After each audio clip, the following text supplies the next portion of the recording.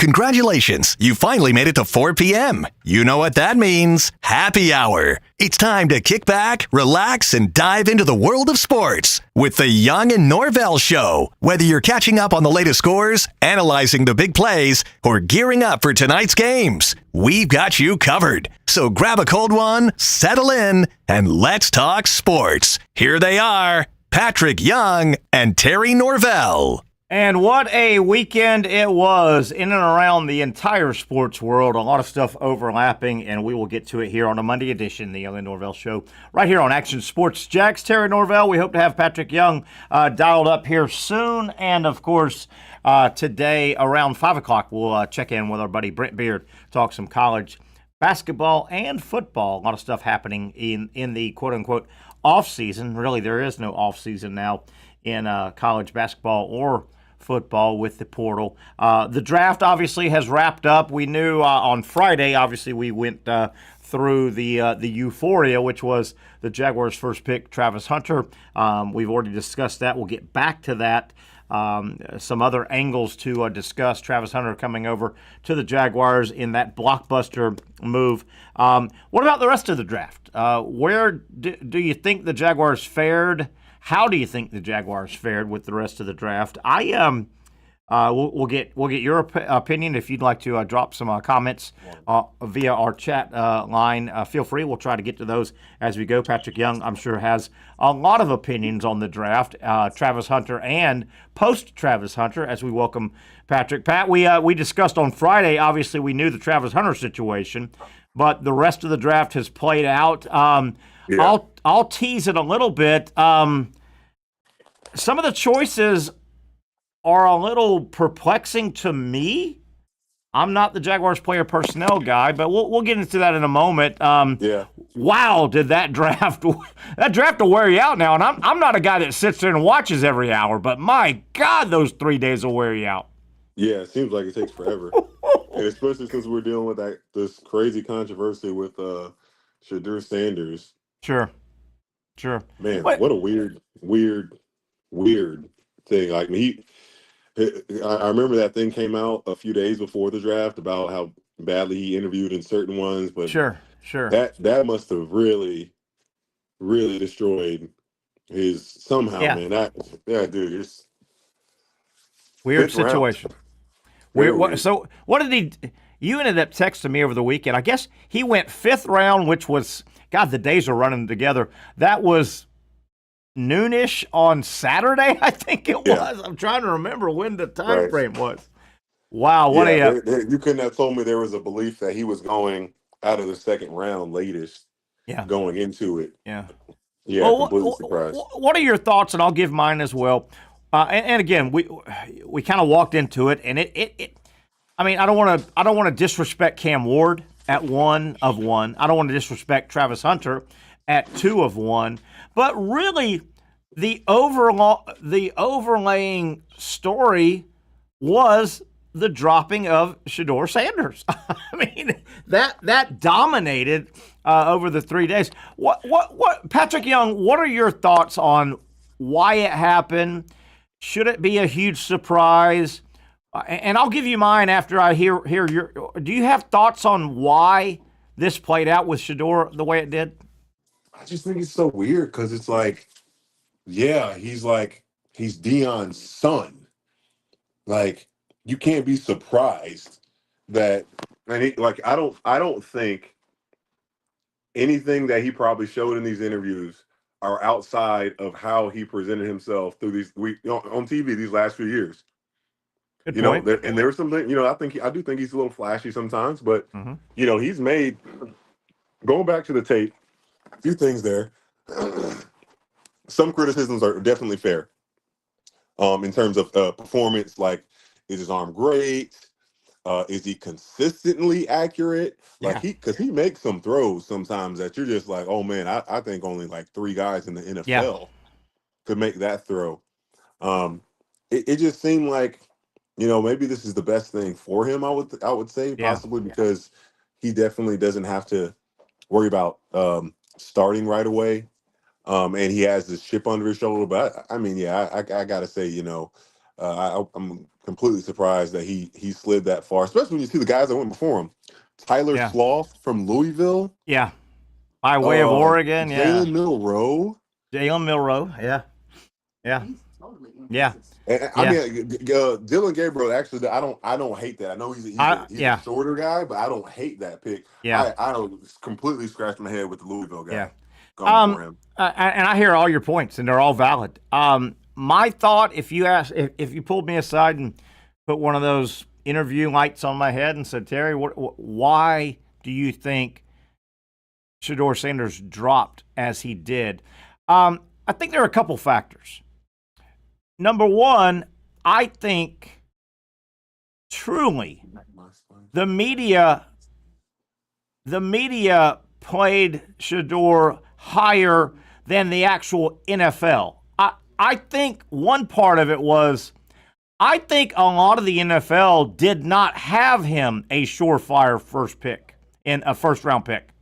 I think a lot of that was almost a created stuff. I think the media got in front of their skis a little bit. Deion's son, Travis Hunter, teammate, Deion's son. Sanders is as good at his position as Travis Hunter. I think the media got ahead of that a little bit. I don't think the NFL true player personnel power brokers had him top 5 first round. So I think that skewed everything. And then what do you think? Mel Kiper, well, not on, and we'll talk about his rant later on, but him, in all his years of doing it, he said he just can't understand, that he would slide that far. Remember Laramie Tunsil? Sure. When that video came out on the day of the draft, and he definitely slid, but he slid I don't know, 7, 8, 10 spots. Yeah.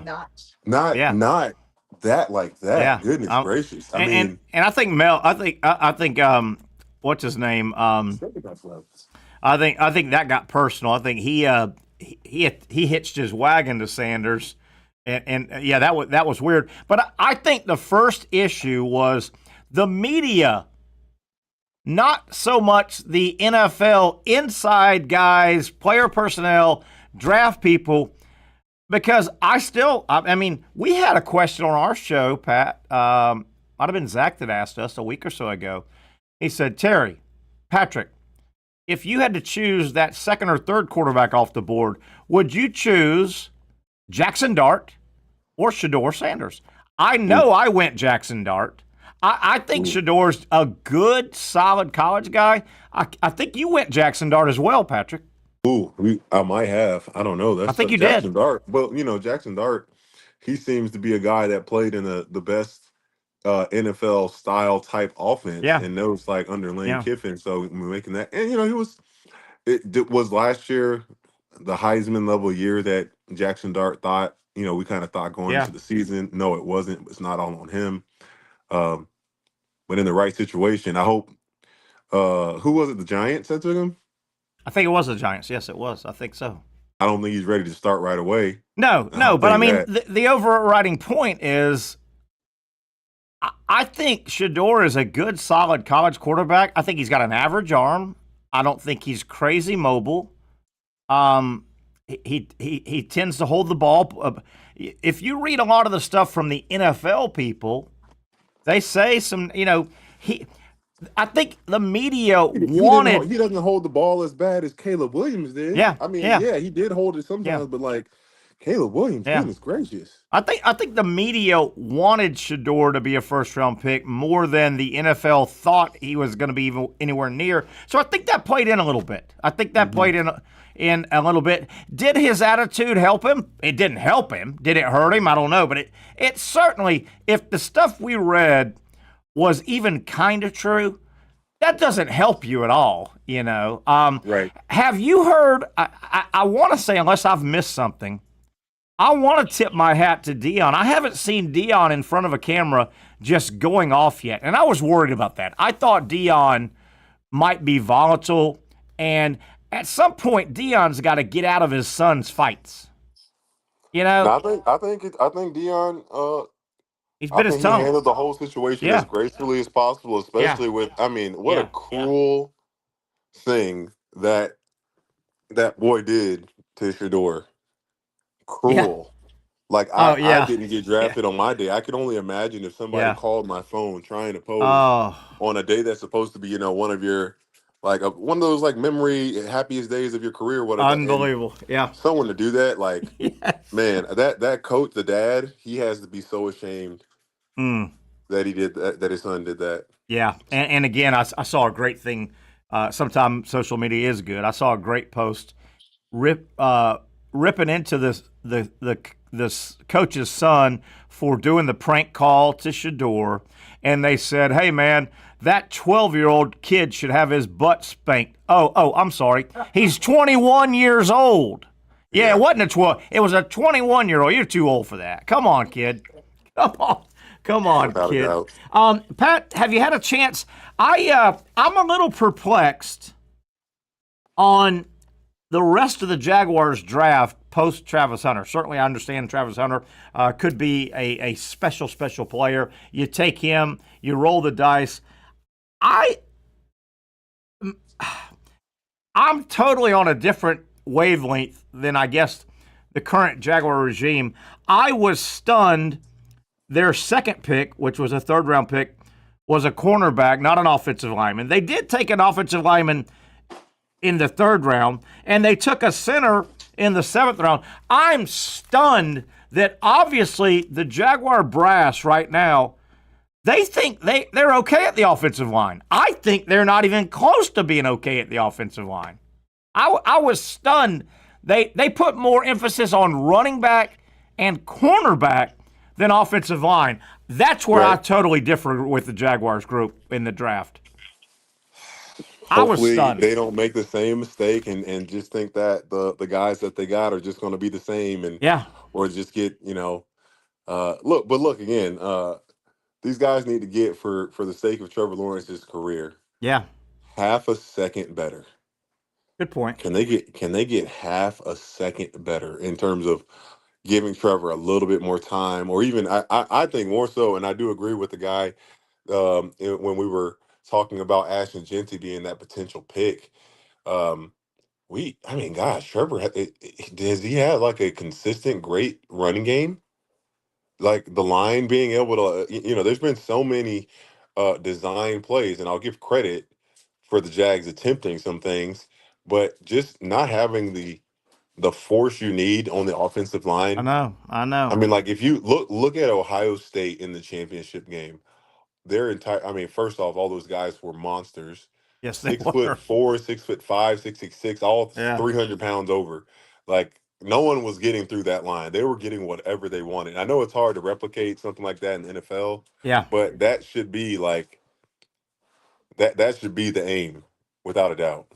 So you look at and I've got the what is it? Nine picks. 1, 2, 3, 4, 5, 6, 7, 8. I've got the Jaguar 9 picks kind of scribbled down in front of me. Their first 2 picks, and depending on what you want to call Travis Hunter, they went cornerback. Their third pick was offensive line. Then they went running back, linebacker, safety, center, running back.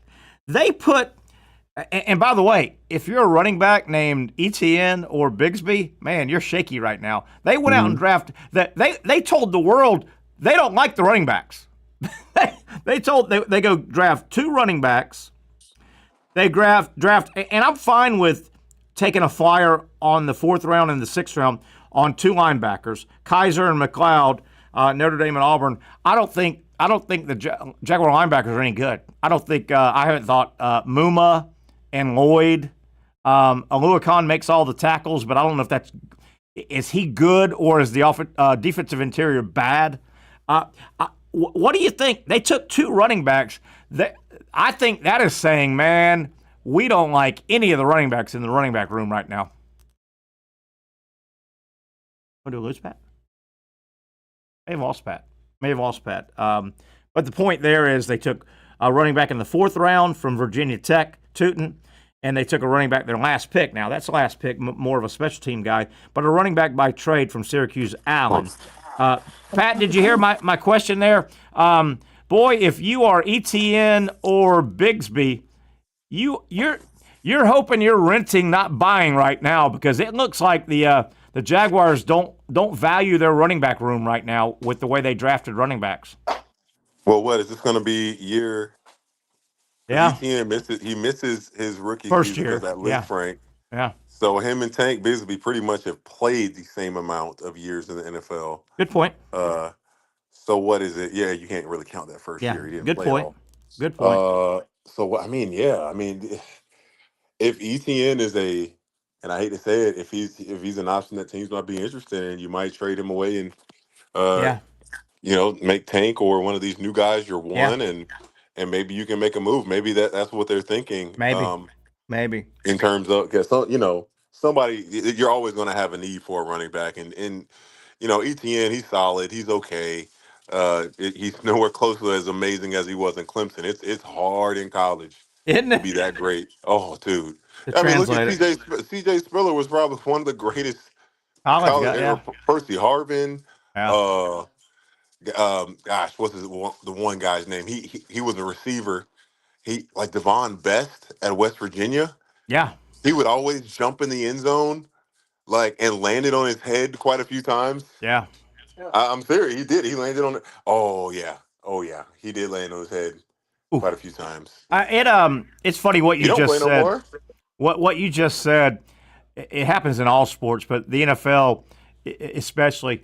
I don't know why it always surprises me every year, but I'm a big college football guy. I watch a lot of college football, so I see a lot of these guys. I see a lot, and you'll see a running back. We'll stay with running back. You'll see a running back that in college he is cat quick, and he is straight line fast, and he runs away from people, and he cuts, and he jukes, and he jives, and he's so much. That's in college. When those guys get to the NFL, that 10, 12-yard run is a 2.5-yard run. Right. Yeah. Yeah, I know, man. Those dudes are quick as you are. They are straight. It blows you away, that man. just goes to show, Terry. Like, I know we had an outlier this year of a running back going higher up, but like, who's the guys that are typically quarterbacks, those Yeah, incredible defensive ends, uh, offensive tackles. yeah, Like you got to have. There's only those guys that go first. yeah, They're those types of generational talents that I say generational, but like they're going to be the ones in those positions that are once they get fit in and barring no injuries. Like I yeah, believe, and it's really cool. Actually, on draft day, or rather drafts going, it has analytics yeah, saying like different types of like the projection of what each player's career might look like from like a non-starter yeah, to bench player to role player to yeah. starter to pro bowler. And it for the defensive guys, I remember looking at that. The majority of them were like starter and pro bowler heavy. Yeah. How about that? Hey, Right, staying it's with. cool. What about your sport? I mean, big time college basketball. Your sport, and you played perfect. You got paid to play basketball every single year. The NBA draft will come and go, and the new teams will make their cuts, and they'll keep their rosters. And I'll go through that college basketball cut list and go, damn, that guy was good at UCLA. Damn, that guy was good at Iowa. That guy didn't make the – it's amazing. I mean, but you're going to the top of the top, man. NFL, NBA, Major League Baseball. It's the best of the best, man. and Yeah. they find players all over the world. But, man, that college basketball offseason, you'll go, that dude dominated the Big Ten. He got cut? How did he get cut? You're like, whoa. I know. I mean, you I think we say it a lot with some quarterbacks. Like, Yeah. Yeah. who was the guy that went undrafted? That quarterback. Can you believe Xavier Restrepo? How about 200 catches at Miami? That guy's a playmaker, and he signed as a free agent. How about that? Man. He's signed, and he went with Cam Ward. He went to Cam Ward's team. Oh yeah, that's right. Yeah, Sure did. yeah. He went to Cam. Now watch, man. You just hate. I'm super happy for Cam Ward. I just hate that he's in our division. I know. I want him to do well, but just not good against the Jags. But how did Restrepo not get drafted? Man, all he did was make plays for 4 years. Dude, you look at the film. Like, you can't tell me that guy's not a great football player. Like, that's crazy to me. I know, and I guess he ran slow, but my God, all I know is wasn't he? I think he was sick or something, and he still wanted to do it, and ran like a 4.6. Yeah, God, I don't know, man. All I know is that guy made plays his entire career in the slot, and the slot is a big position in the NFL. I don't know. Is it ever? Sometime I think they might overanalyze. Sometime. There's not a machine, there's not a test for, is he just a damn football player? Mm-hmm. Maybe they need a test that says this dude is a football player. Pat, we're coming up on our first break. We'll have Brent Beaird at the top of the hour.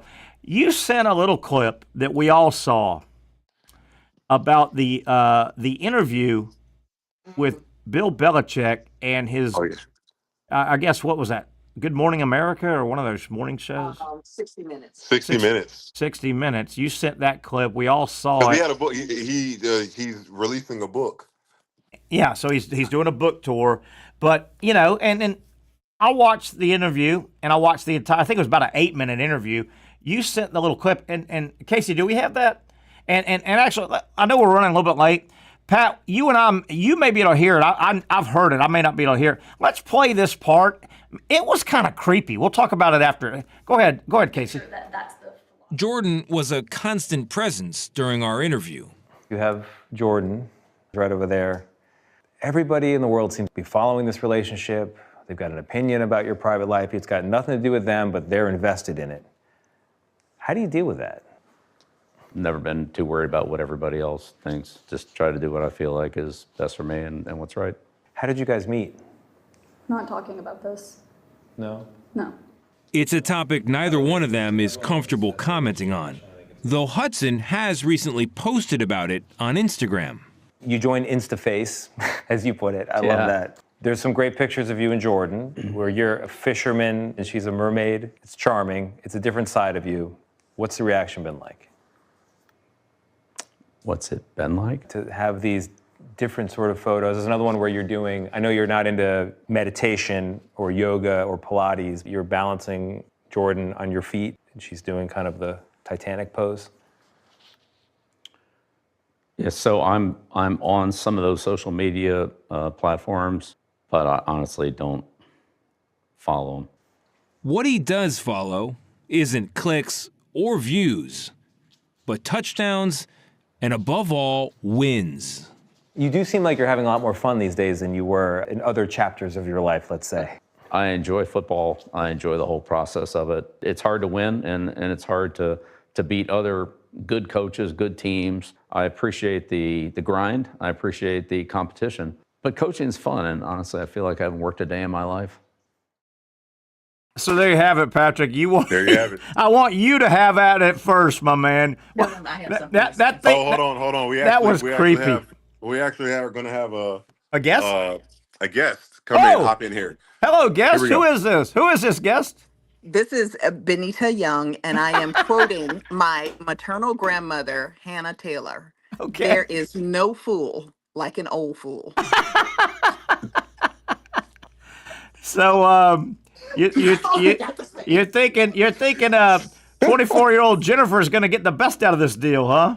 I mean, at this point, it looks like she's pulling the strings. Hey, Patrick, hey, Bill Belichick, man, you're winning the second half of your life, man. Good for you. But number one, what about he's on a national established show with a holy sweatshirt on. I know. Patrick, take it away. You wanted us to play that. It's all yours right now. What He about? didn't even wear he graduated from there. How creepy was that? From Navy. I'm pretty sure Navy would give him the t-shirt. You would think, right? Hey, on a scale of someone from Navy is sending him some now. how All right, creepy was that? This is going to sound weird, and this is me as the person that is not psychologist, but just the way that he answered that question Oh, about like don't, and he can say, don't worry about, I'm not worried about everybody else. Like these things are like, she's introduced me to this and that. I know guys probably haven't seen this. He doesn't even seem to have the ability to like articulate that like that emotional kind of I side. And I I almost wonder if know. like I if he just has, I mean, that could be part of what makes him such a great coach. But maybe. that's the way he talks about everything. Yeah, I yeah. guess. But Did exactly, that's my point. I feel like maybe he might have some type of hormonal imbalance or something, or how he like. Cause look, we know Bill, like he's this always in the middle, kind of strange, doesn't really ever smile. Like It looks like it's hurting him. it looks like it it hurts him really when he does. smiles, man. It It looks really like it hurts him. it really does. The first when I saw this, and I Have you saw seen The Accountant? no. Oh man. Yeah, very The No. Account- yeah. Very Oh man, dude, you guys see it's got Ben Affleck, and then at The Accountant 2 just came out. If you watch it's on Netflix. Watch The Accountant, and I would say that's Bill Belichick. Wow. You'll understand. Wow. You'll understand when it's a really good movie. When Actually, that interview hit a few days ago and I saw it, the first thing that came to mind was, and Pat, your mom will remember this. I don't know if you will. Anna Nicole Smith. oh yeah, I remember her. And, I remember. I was young. And remember, she fell in love with an 89-year-old billionaire. She fell in love with an 89. Oh, it was awkward. What do you guys think? Number one, there is a creepy factor. It's just a Yes. creepy factor, and I'm fine if you're truly number two.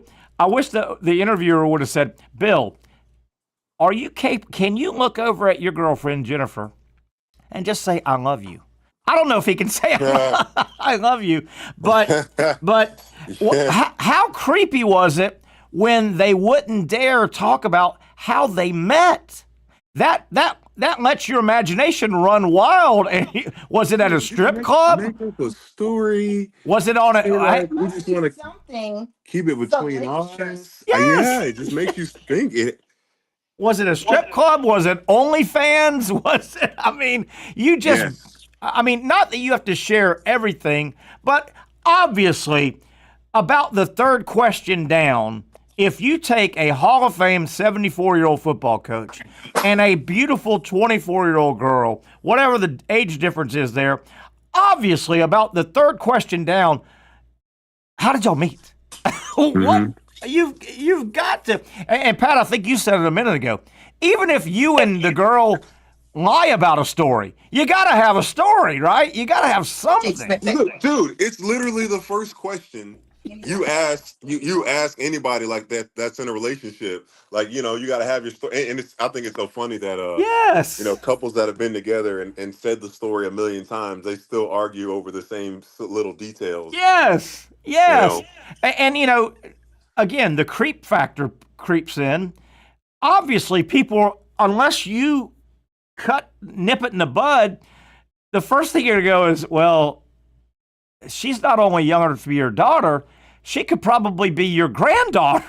No, she probably could. So you got to kind of tell us. 49 years. I mean, even if she was a 19-year-old cheerleader on the last team you coached, just say we didn't date, but we knew each other and we ran into each other 5 years later or something, right? You can't hide it because that makes it seem more tawdry, doesn't it? Yeah, right. Well, gosh, man, it's such an opportunity. And I think you say this all the time, but in different situations. Of like, man, they missed an opportunity to like. Oh. He really missed an opportunity, I think, to brighten up his image. Not that he has a bad image, he who Bill Belichick is, but like, that's the moment for him to say, I went through a tough divorce or something, and I was in a tough place, and she helped me find happiness again. I don't care what the details are, but it's the fact that you put that human side of you out because I mean, Bill is like, but again, going back to it, I don't know if he actually can. I know. Now, before we go to break, and before people out there are probably thinking and wondering, well, Terry, they don't need to tell anybody how they met. They can. Well, I will agree to a point. Once you go on 60 frickin' minutes, okay, obviously you want some publicity. It's not like you're trying to keep it inside. So once you step on, this show called 60 freaking minutes, then you kind of owe it to play. You can't have just one side of the fence. You want the publicity. You want to show off your girlfriend. You want to show off your relationship. Okay, then you're on 60 minutes. Don't play the privacy card. You're on 60 minutes, right? Yeah.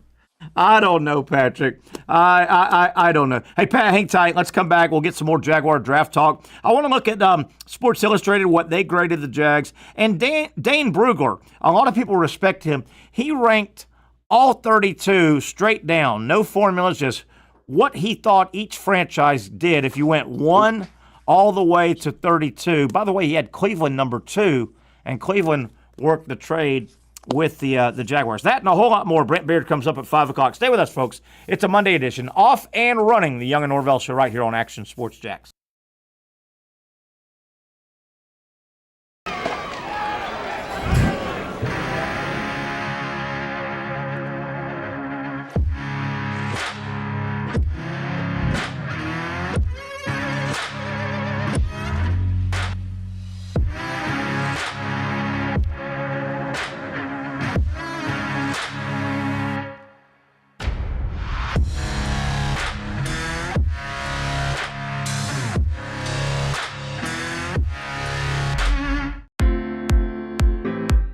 At Southeast Orthopedic Specialists, we know pain and injuries can stop you from doing what you love. This is why our board-certified orthopedic specialists offer the latest in both non-surgical and surgical treatment options and create a treatment plan tailored to your unique lifestyle and goals. So, whether it is a sports injury or that nagging pain that's keeping you from doing what you love, our team has the right treatment for you. For more information or to schedule an appointment online, visit our website. Finally, a family atmosphere, kid-friendly restaurant with a real sports bar feel. Bricks Jack's Beach features all of that and a large, climate-controlled covered patio with misting fans and heaters for all seasons. Mix in an extremely diverse menu that features the most quality and affordable steak at the beach, and there's no reason not to enjoy your next lunch, dinner, happy hour, or big sporting event at Bricks Jack's Beach, 300 2nd Street North in Jacksonville Beach. See you at Bricks Jack's Beach. You really got to hand it to him. Hold on. The previous play is under further review. I'm not sure what he could review, but okay.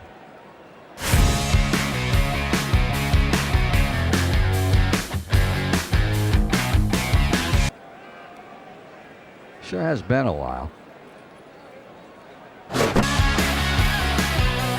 Dine in at Hurricane Grill and Wings for the football season. Well, there he is. Oh, what is that? The Action Sports Jax 24/7 network is streaming. I'm Stuart Weber, and I'm here to teach you a nice 3-step process on how you can watch all your favorite programming from the Brent and Austin Show every weekday 10 a.m. to 1 p.m. or the Cup Date with me. It's fantastic. We talk NASCAR. It's a great time. Wednesdays at 1 o'clock. All right, first step, easy. Download the Action News Jax app. You probably already have it downloaded on your phone, so you might already have that one taken care of. Step 2, see that stack of pancakes up there? You click that stack of pancakes, and it's going to bring down step number 3, which is a full screen of all the different streams that you can click on, including the Action Sports Jax 24/7 stream. You click that, the video's rocking and rolling on your mobile device. You're watching all the shows you want to, and you're having a good time. You can also do it on your smart TV with the Action News Jax Now app. I do it on my Samsung TV at home. It's a great way to watch it on a nice, large screen for all the content. That's the Action Sports Jax 24/7 network. Hope you can find it. You trust CGC to make your water great, and now you can trust CGC with your plumbing needs as well. Fast, convenient scheduling, licensed and insured. A quick call away at 904-552-1242. You never know when you're going to have an issue with a shower, toilet, or maybe it's a sink that sometimes is easy to fix. All right, let's be honest. I'm not fixing anything. I'm totally staging this because when I have a plumbing problem, I call CGC Water Treatment and Plumbing. Trained professionals, transparent pricing, customer satisfaction. Small problem or even a bigger issue. Maybe you need a new tankless water heater or something a bit more intricate. The experts with 25 years of experience at CGC Water Treatment and Plumbing can do it all. Call 904-552-1242 or visit cgcwater.com. That's 904-552-1242 or cgcwater.com. CGC Water Treatment and Plumbing, an authorized independent Connecticut dealer. Florida license number CFC 143-2579. PY hanging out with us. Patrick Young, I'm Terry Norvelle. Glad you are with us on a Monday as we look over the St. Johns River there. Good overhead view of downtown Jax Vegas. Welcome to a Monday edition. We'll have a fun rest of the show. About 5 o'clock, Brent Beaird will join us. We've got a bunch of topics to get to. Patrick, before we move on a little bit to some of this Dane Brugler, Jaguar SI, draft grade, things like that, a buddy of mine who is on the show a lot, I will not name him until he wants to be named, okay? But a buddy of mine just texted me who comes on this show a lot as an expert, and he's very learned in his sport. He texted me a moment ago, and he said, I'm good friends with a bunch of NFL scouts that work for teams that did not have Shedeur Sanders even on their draft board. Oh, wow. That kind of gets back to where I think part of this narrative that's fueling the fire of Shedeur dropping so far, I think the media had him way higher than the teams had him. That's what it sounds like. That's just my point. I've heard that a lot over the last couple of days. Dane Brugler, you've heard that name. He's pretty much one of these expert draft guys, and he came out now that the draft is over, and he ranked 1 through 32. He said nothing scientific, just he's in it. He's got great sources. He did 1 million mock drafts. He ranked the teams after the draft was completed. He had New England number 1. He loved Will Campbell, the offensive tackle, running back Henderson from Ohio State, some of the high picks. The center from Georgia went 3rd. So he had New England 1. Oh, it was interesting. He had Cleveland, the Browns, the team that the Jaguars made a trade with and gave away a lot of. He had the Browns number 2. Mason Graham went 5. Linebacker from UCLA, running back from Ohio State, Judkins. Patrick, he had the Jaguars at 17. Okay. And I thought that was interesting. Right now, it seems like the national media is so fixated on the trade and Travis Hunter that, Jaguars. Well, he kind of said his listing is backing off and looking at totalitarian, the total draft for everybody. He had them at 17. I also thought it was interesting. He had the Titans at number 8, but he had Houston and Indy below the Jaguars. Houston at 24 and Indy at 27. I don't think I liked Indy's draft. I don't think they had a lot of choices. But right. 17, what are your thoughts? I know I'm throwing this on you. I thought it was a little bit higher than that, but I guess, Travis Hunter's a big piece of that, but what are the questions that still safety, cornerbacks, offensive line, linebackers, offensive line, interior line still. That I don't know who's the interior. Is it going to be Eric Armstead or is it Trayvon? It's going to be more D tackle than D end. Yeah, good. I think Trayvon's probably going to still stay D end, and Eric Armstead, he's fine. Yeah, definitely. I also thought it was interesting. Sports Illustrated did their team by team grade. They gave the Jaguars a B-, which is I don't know, is that closer to C or is that closer to B? But B-, B- in total. The Jag draft. Hey Pat, just in case we lose you in hour number 2, we'll have Brent coming on. NBA thought. Okay. Are the Lakers are down 3-1, 1-3? I know. If they die, and this is round 1, right? This is round 1.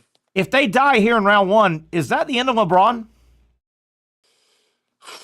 Tough call. Still looks good, man. But you can start seeing he does have some moments where, not where he looks old, not like that, where he's just turn the ball over, being a little careless, and just not seeming like he's as fully engaged as he's been in the past. So I don't think it's the end, but Anthony Edwards, I think he had 42 last night. Boy, he's got fresh legs. He got young legs, Yeah. man. Well, young you gotta remember, I legs. mean, Luka kicked his butt last year. So Yeah. He had 46. Yeah. Oh, it's 46. Well, Luka kicked his butt last year, so he was definitely motivated. And then you got Julius Randle. He played for the Lakers and didn't have a good. I think he got drafted by the Lakers, and he wants nothing more than to knock them out. Yeah, yeah, definitely. I thought I was listening this morning, kind of prepping the show, and had some national radio on. I thought a guy made a good point about the Lakers. Boy, the games they lose, all of a sudden Luka looks fat and slow again, doesn't he? Doesn't he? He looks like fat, slow Luka when they lose. And I know that's probably not fair, but you just wonder. LeBron, you probably want to do it until you can't do it anymore, but man, there's a lot of miles on that odometer. Is he about ready? And Patrick, do the Lakers, if they get bumped in round one, what do they have at their disposal to try and improve? I think LeBron has probably played close to 2 seasons of postseason games. I bet you're right, man. Somewhere close, like it's Wow. probably a season and a half. Wow. He's got a lot of miles. Like, you can't tell me he don't take nothing, man. I don't know. That man is taking something. He's gonna take some HGH. Something. And he's gonna come out and he's gonna win one more championship. But and hopefully he'll finally just let go of his beef with Stephen A. Smith, who's never. I'm not a huge. I like Stephen A. Smith up to a point. He just gets a little too much with the antics, but I'm with you. He's been completely objective and fair in his. And he's saying, LeBron, you're number 2, all time ever.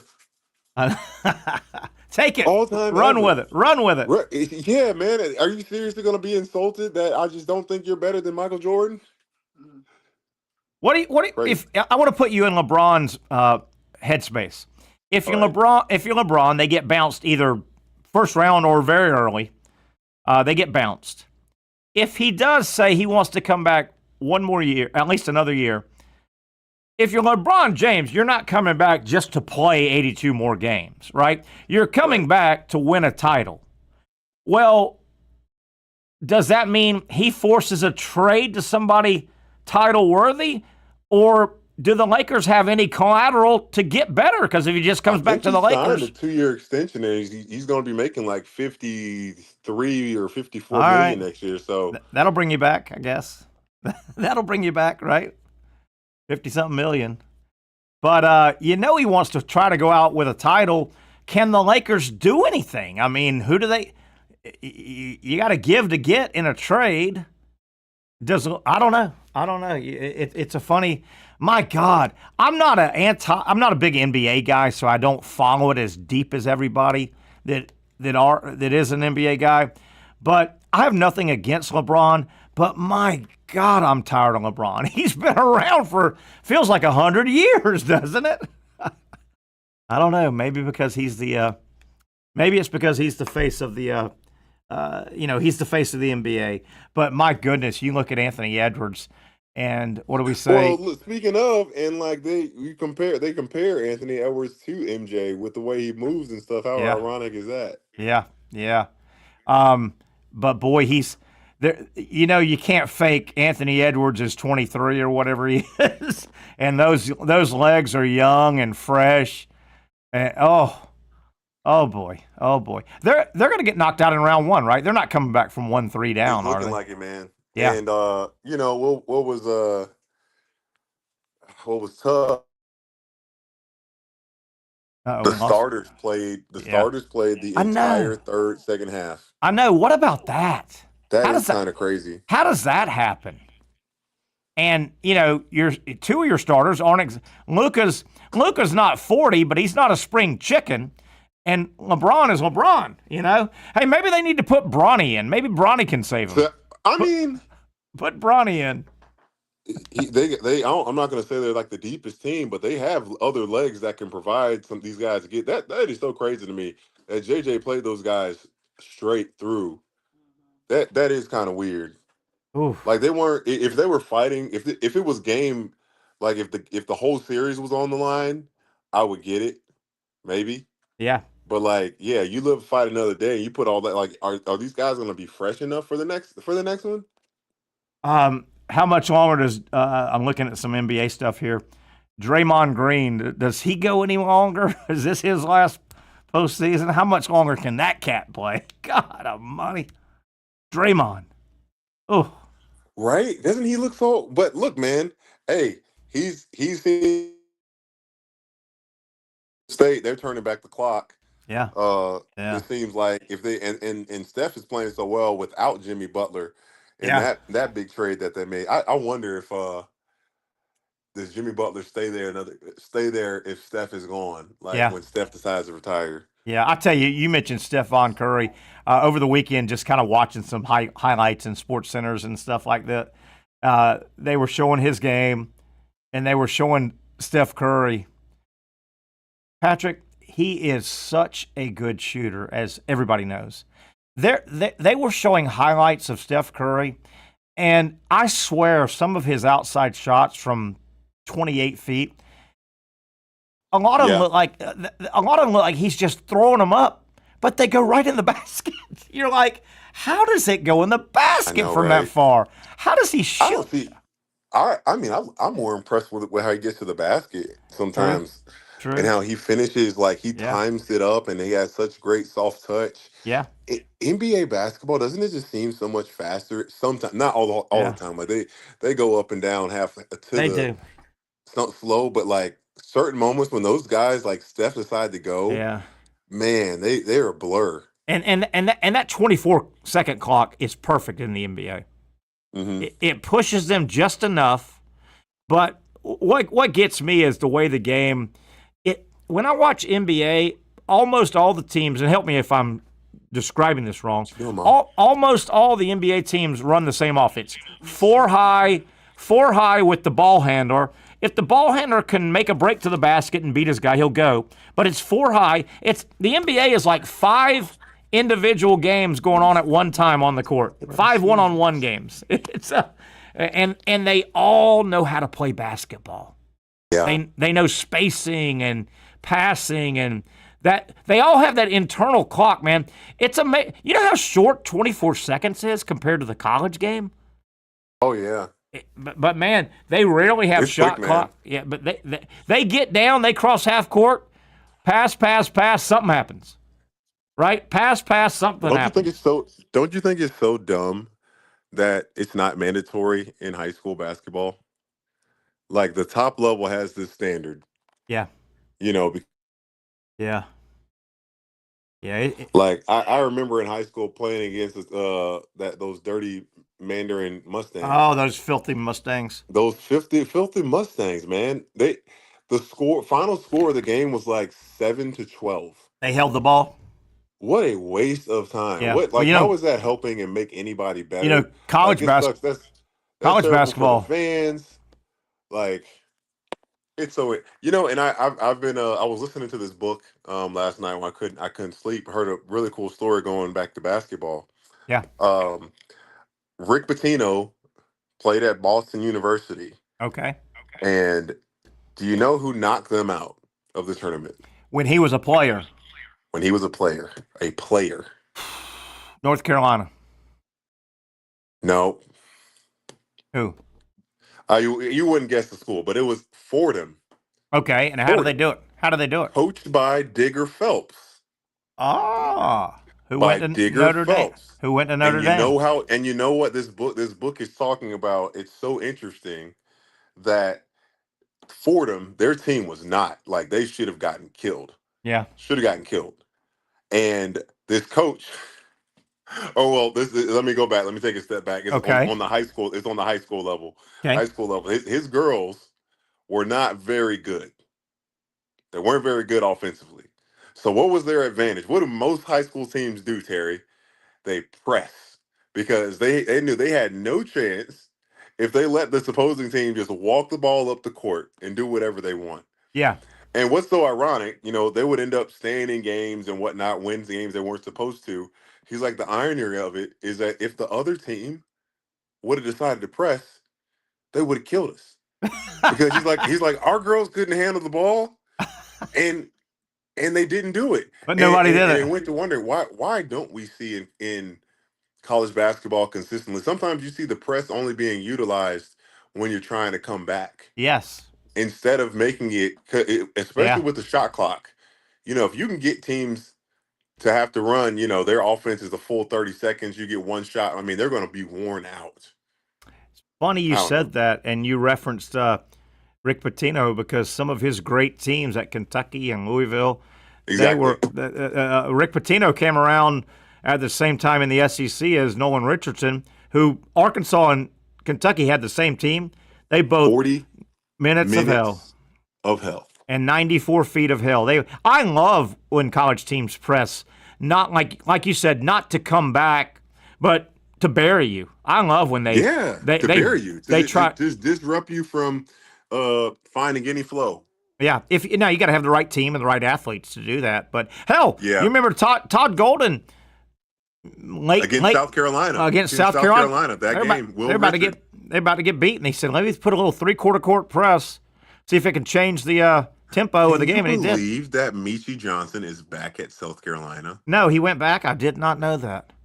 Wow, shame he left. At Ohio State. Shame he left. 1 year at South Carolina. 1 year at Ohio State. 1 year at How about that? South Carolina. And they needed him last year. South Carolina had no ball handlers. They had no ball handlers. Pat, as we come up on the top of the hour break, you probably don't remember. Your dad and your mom remember, I guarantee you. There was a long period in college basketball with no shot clock. And the four corners, you would have the great Dean North Carolina. Yeah, the great Dean Smith cut his teeth with Phil Ford, and they'd hold the ball, and it was exciting. It was terrible. It was terrible. You would have the opening tip, and a guy would get it, and they dribble around 4 or 5 minutes, maybe finally take a shot. If they beat their guy all the way to the basket, they'd take a layup. And there was a long time. College basketball, it was putrid. And the TV guys finally said, we can't televise this. We can't have North Carolina and Virginia playing an ACC game and the final score is 18-16. You just can't have that, Yeah. And they instituted a shot clock, and they've messed around with it a little bit. Where's it at now? 30? Is it 30 in college, I think? 30 seconds, yep. Yeah, it was 40 at one point, which is too long.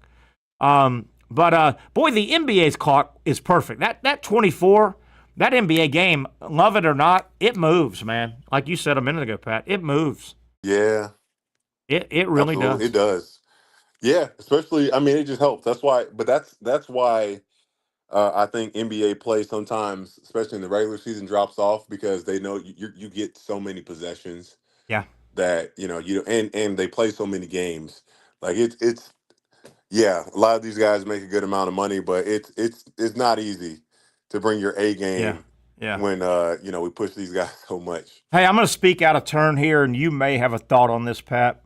It comes up this time of year every year, and I'm not an expert on either of these sports, but I've always been curious, why does the NBA and the NHL, their playoffs overlap each other? I know. Both of them are in the first round, and they're going to play off for the next month and a half. I don't, and they may not have the exact same fan, but there's only so much time on ESPN or on your local news, I've always wondered why one of those doesn't kind of move a little bit. I don't know.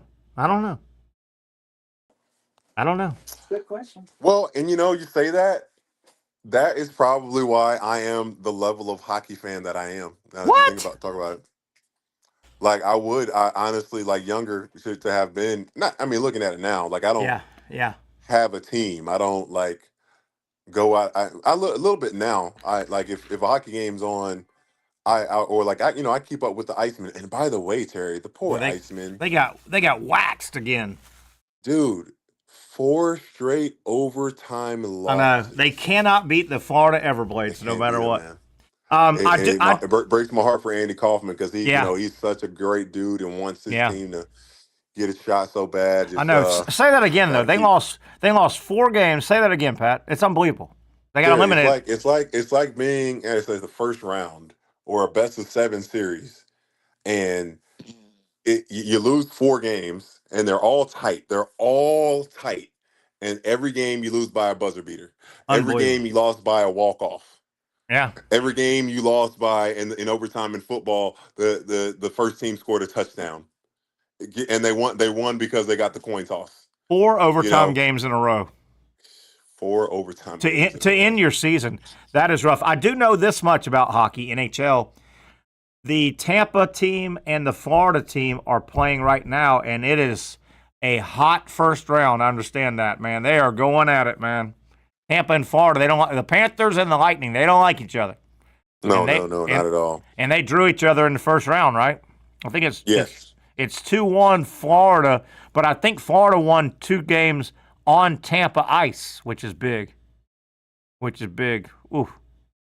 I don't know why they play on the same time as the NBA playoffs and vice versa, though.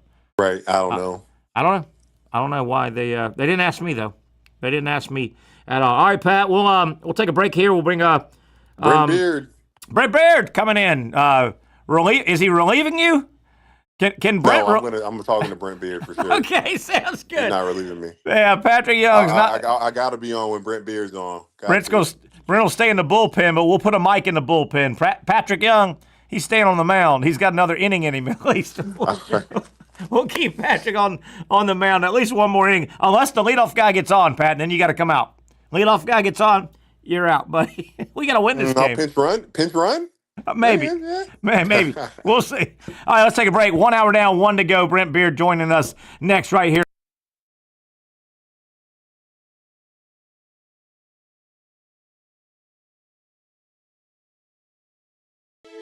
For those dealing with pain from a sports injury, arthritis, or spine condition, Southeast Orthopedic Specialists offers innovative new non-surgical options.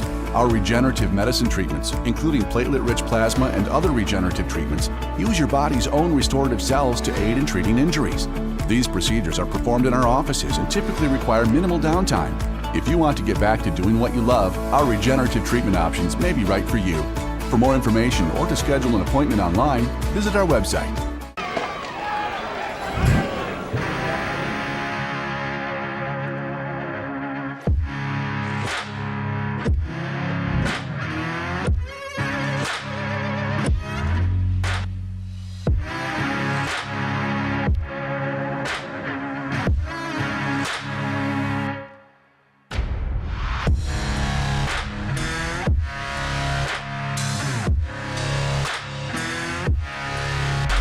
Finally, a family atmosphere, kid-friendly restaurant with a real sports bar feel. Bricks Jack's Beach features all of that and a large, climate-controlled covered patio with misting fans and heaters for all seasons. Mix in an extremely diverse menu that features the most quality and affordable steak at the beach, and there's no reason not to enjoy your next lunch, dinner, happy hour, or big sporting event at Bricks Jack's Beach, 300 2nd Street North in Jacksonville Beach. See you at Bricks Jack's Beach.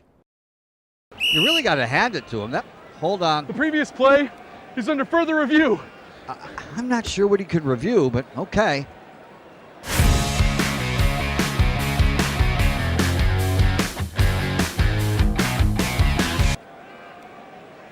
Sure has been a while.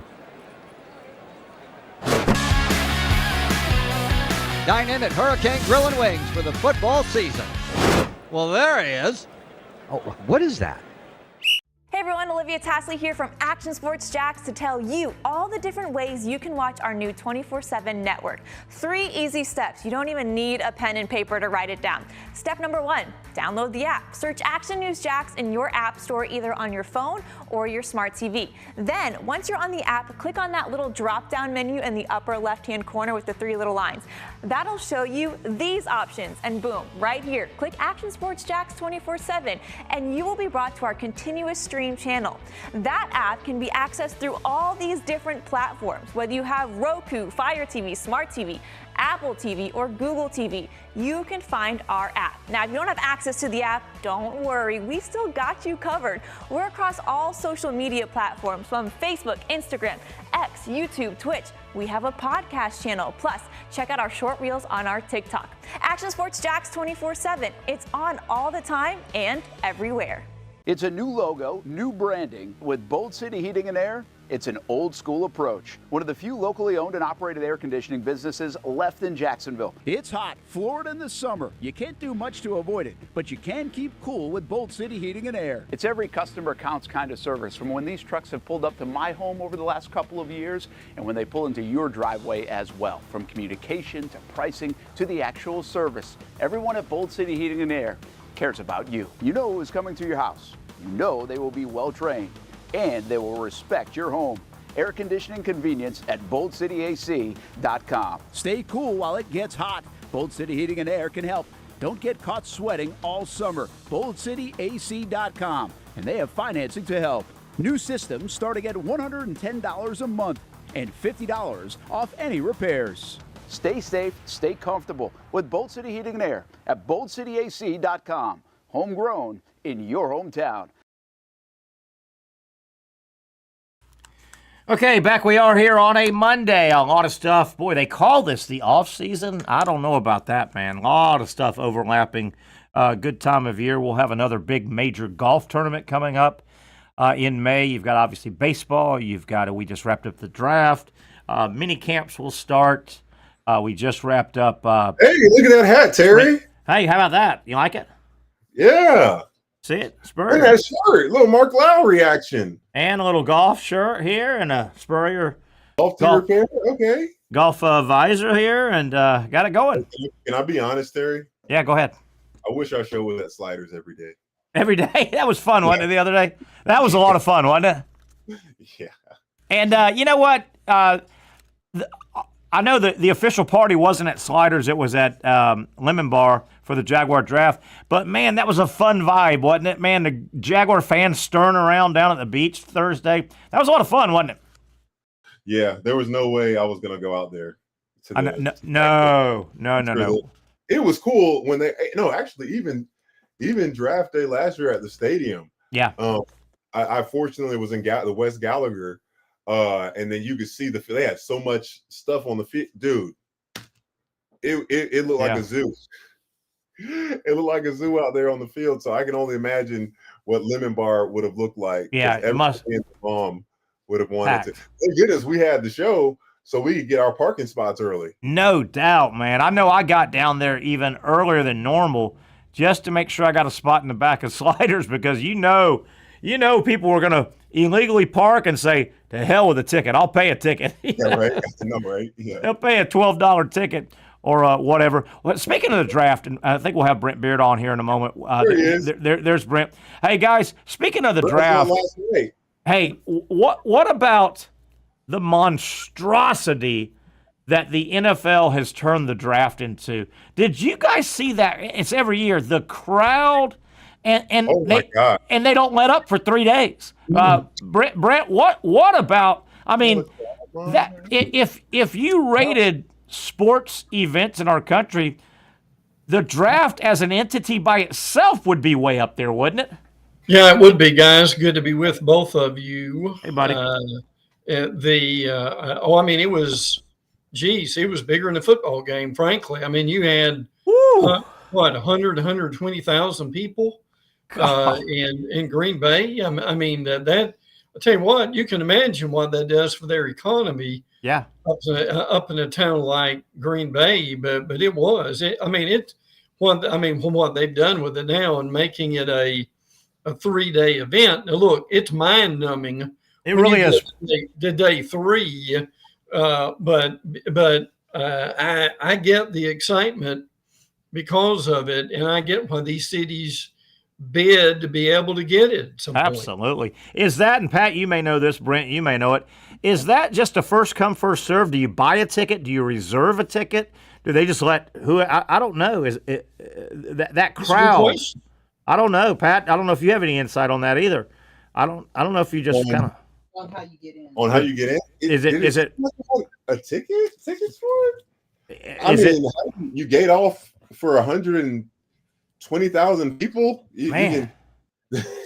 I mean, that thing looks like when they. Any part of my life, I would have enjoyed being in a crowd of that many people. Ooh, I mean, it looks like some of those massive European music festivals, right? Where there's just like 200. And Patrick makes a good point. I've always those huge festivals like the old Woodstock and all. They have all these festivals, particularly in Europe, music, and there'll be 300,000 people in the field, right? Yeah. What do you do? What do you do if you got to go to the bathroom?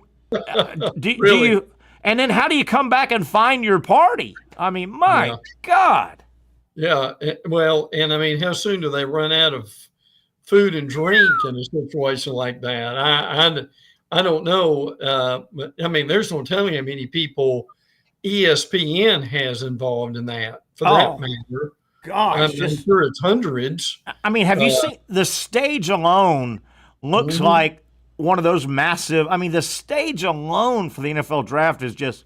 It looks like the Beatles and the Rolling Stones combined on a tour. Like, yeah. I tell you, besides games, think about this a minute. It really makes you wonder what could college football and basketball do to get a atmosphere like that beyond the game. I think that's something they ought to think about one day. Yeah, it's and Brent, you and I have always wrestled with right now. This is that perfect time that college football needs something. I don't know what it is. College football, to stay on the peripheral at least, needs something. That would last 2 weeks right now, just to keep you in, to get us to 4th of July, right? Oh, yeah. Well, I mean, you've got the magazines coming out in a month, but that's not, that won't keep you in for 2 weeks. No. I mean, you've got media days in July. Yeah. But to your point, and that's a good one. There's just a little void. The spring games were what, guys, a week ago Saturday or so. There's this little void. I don't know if it could be if the portal was a big deal one day or one weekend. But Brent, Patrick has already weighed in. I've weighed in on the total Jaguar draft. Certainly the bombastic move they made at number 2. And Travis Hunter is a unbelievable athlete. He's going to be a great player.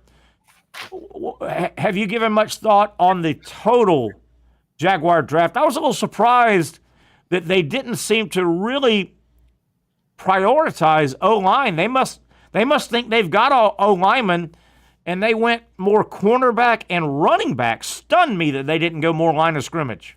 Yeah, I didn't get that either. Frankly, I mean, they got some brand names, or not brand names. They got some brand teams. Yeah, sure. Colorado, Tulane, West Virginia, Virginia Tech, Notre Dame. I mean, whoever's from that Notre Dame defense is going to be good. Yeah. Jalen McLeod from Auburn's a pretty good pick. But, when you get above, 3rd round, I mean, it's a real crapshoot, frankly, at that point. I mean, but you're right about that. I mean, Pat, Terry and I have been talking, well, you have too, for the last several weeks. They've still got to do some of this offensive line. Terry, no way in the world you can convince us that this line is ready to go right now, is it? But Patrick, what else can they do? The draft is coming on, the trading deadline, and free agency. Terry loves when you and I have to say something like this. Terry, you were right. I'm sorry, I didn't hear you. Say that again. I didn't hear you. Terry, you were right. Oh, 2 years ago. Okay. When you made the statement that this is the Jags are like either we're insane, yeah, or they're doing something that that we just aren't smart enough to grasp. Yeah, because that PFF rating for the Jaguars in all of the 7, they didn't have a single category of those top 7 spots where they rated in the top 10. Yeah, remember that? That was shocking. O-line and the D-line, I believe, they were 30, 31, or 32. I remember that. That was shocking, man. What's convincing enough to say that it's going to be even better? Like, how do you?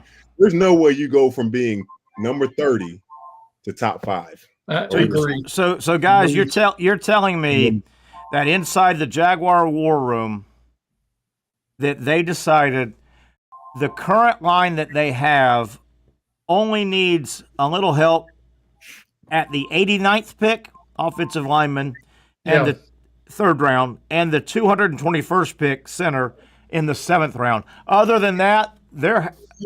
By the way, that group Tony Baselli being a left tackle, he should be like, come on, man. Well, did he? Maybe he got voted down.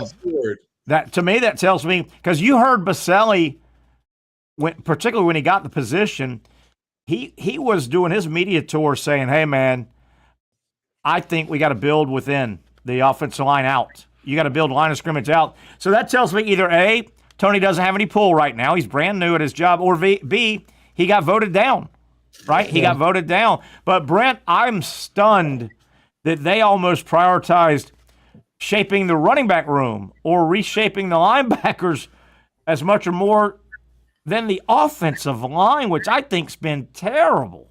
Doesn't it look, again, it really doesn't matter who you've got at the skill positions if your quarterback's on the ground all the time. That's what I'm saying. That they really should have drafted no less than 3 offensive linemen. Yeah. Now that wouldn't have been sexy, and that would not have been probably pleasing everybody. But look, anybody who's a Jaguar fan's got to understand, until that line gets better, they're not going to be holes for the running backs, and Trevor Lawrence is going to be running for his life again. So that's a real mystery at this point.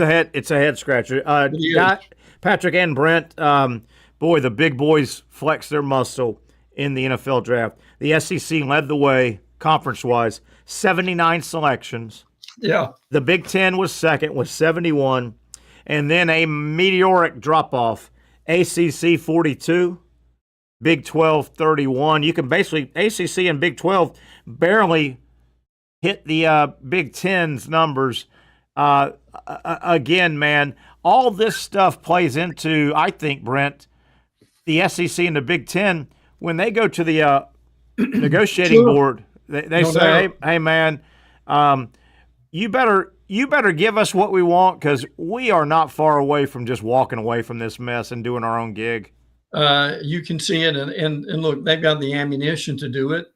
And the people they're going to most of all is going to be TV.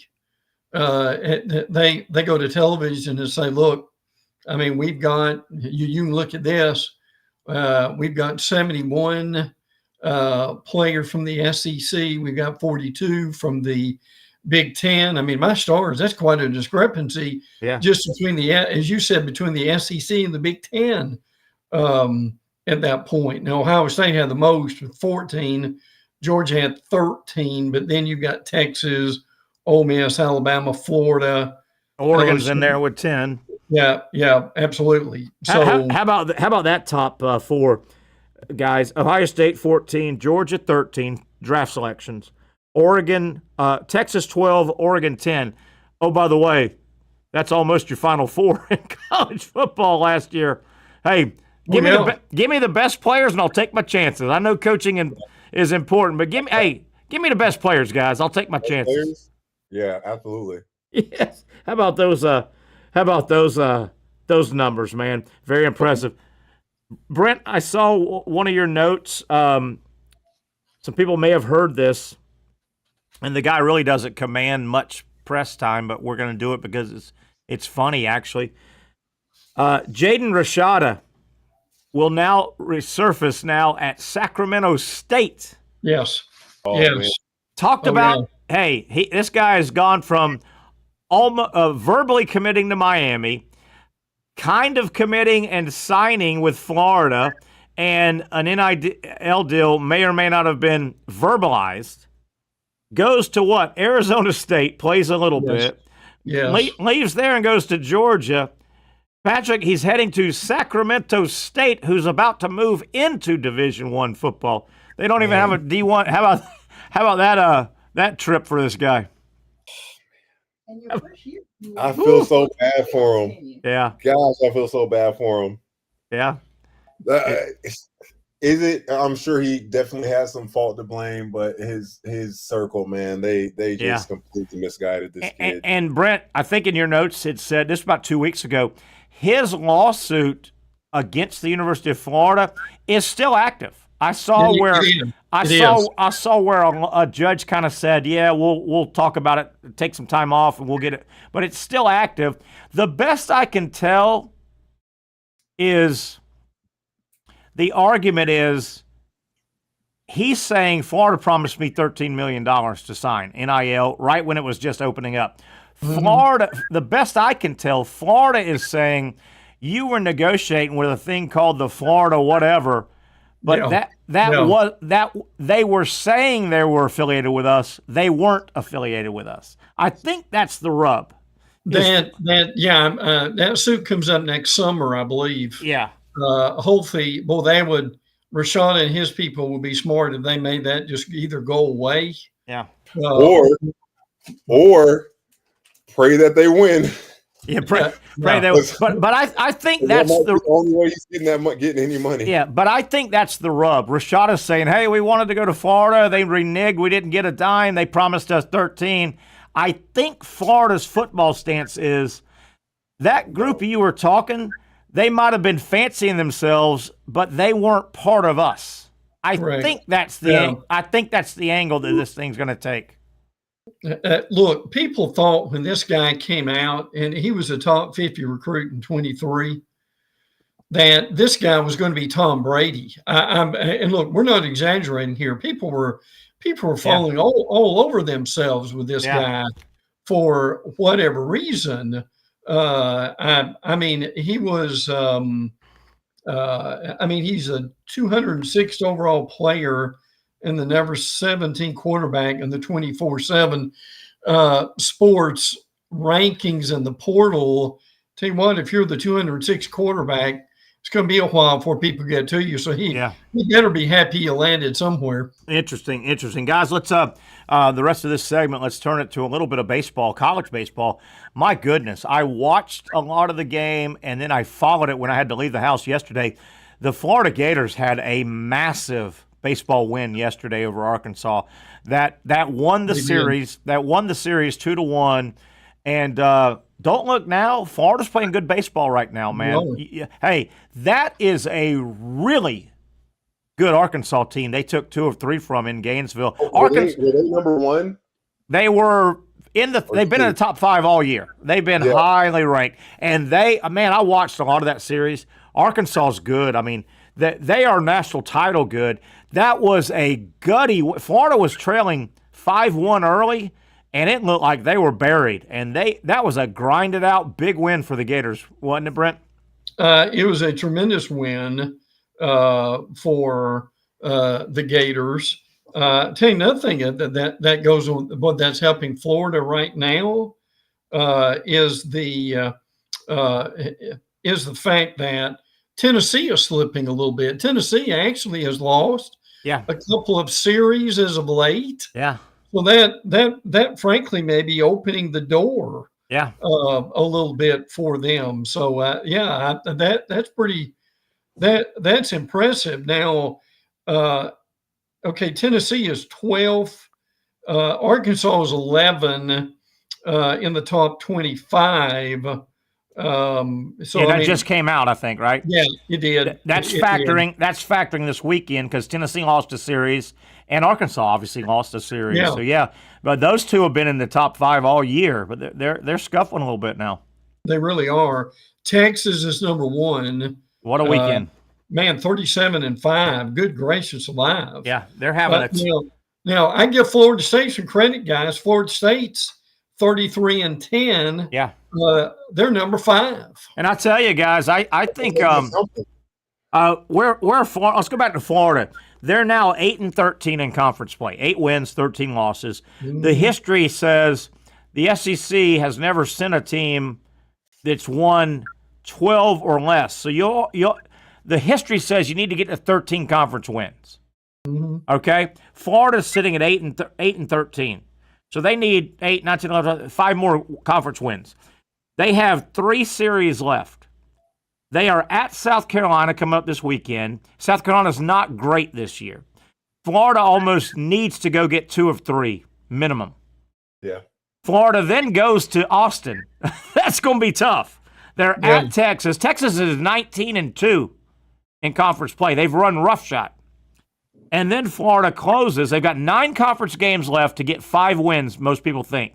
They close with Alabama at home. Bama's been 15th in the country-ish. Yes. So they're good. They're good. Florida really needs to go 5-4 minimum in the last 9 to get up to 13.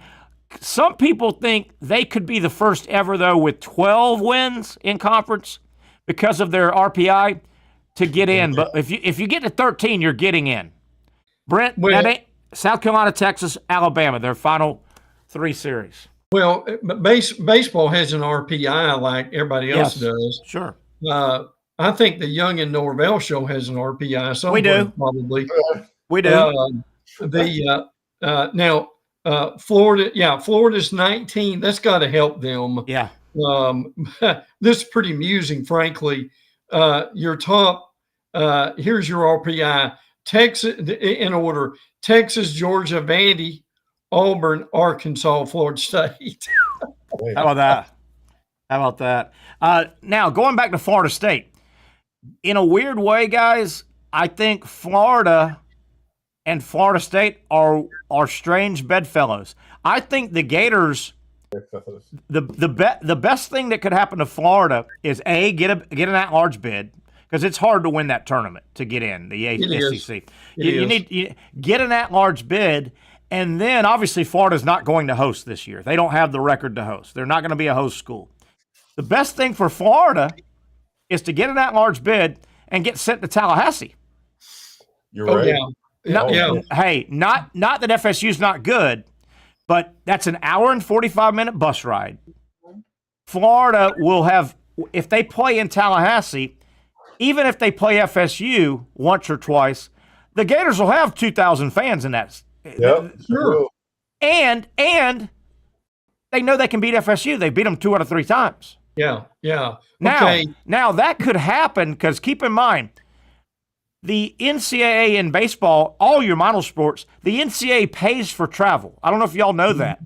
So the NCAA, a lot of times when they can, they are geographically conscious because they pay for travel, because you don't want to punish a team.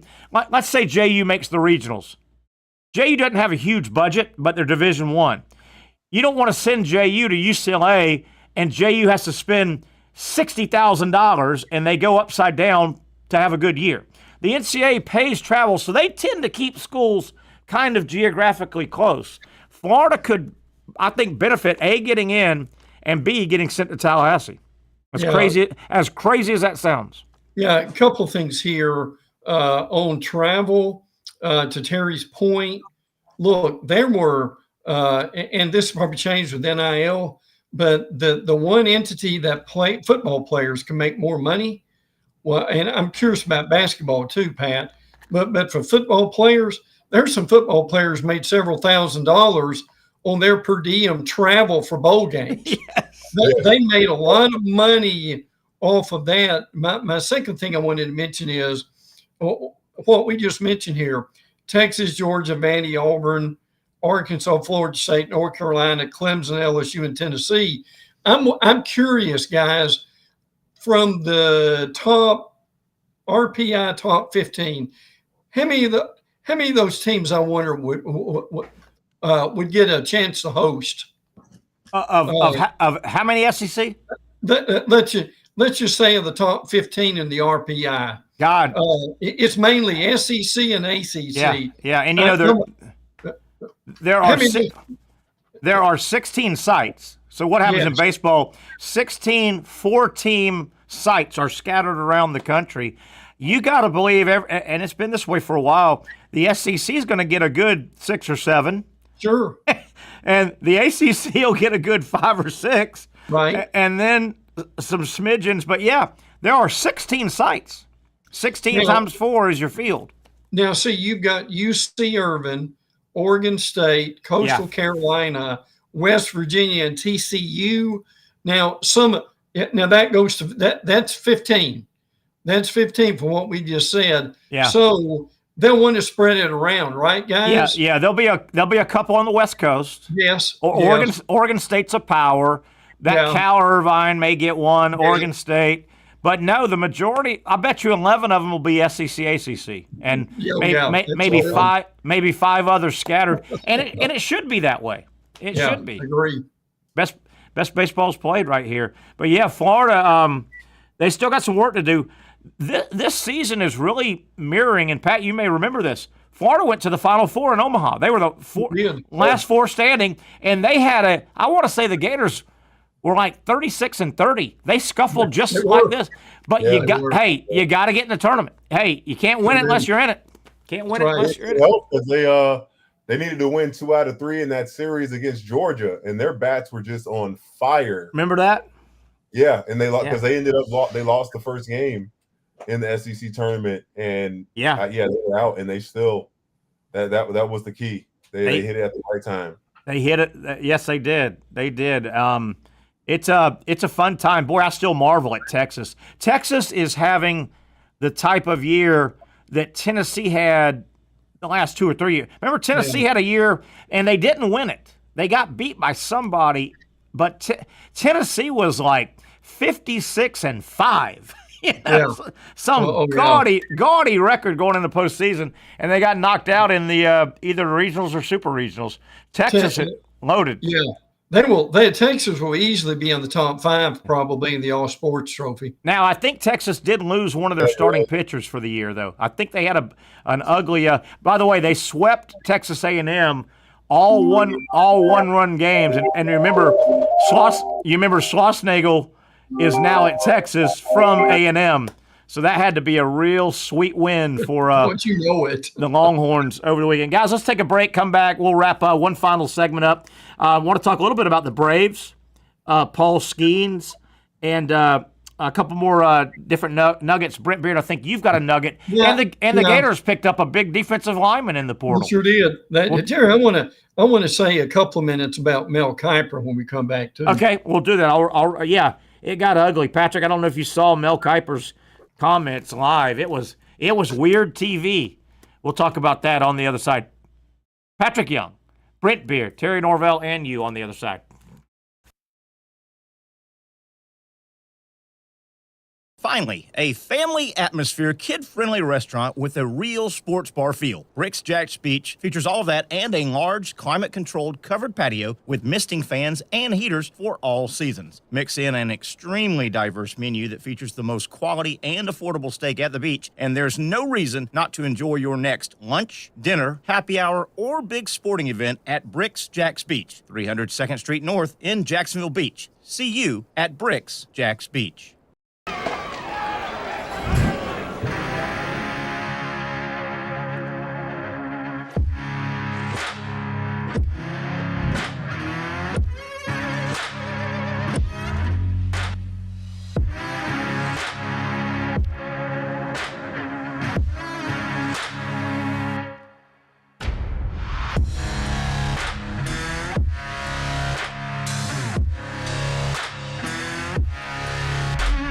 For over 20 years, Southeast Orthopedic Specialists has been providing the highest level of orthopedic and spine care to patients throughout Northeast Florida. Now, we're making that same great care even more convenient with Southeast Orthopedic Specialists Direct, a walk-in clinic where you can be seen for pain or injuries with no appointment needed. Staffed by orthopedic physicians and specialists, we offer everything from diagnosis and treatment to imaging and bracing, all with no appointment needed. For more information, hours, and locations, visit our website.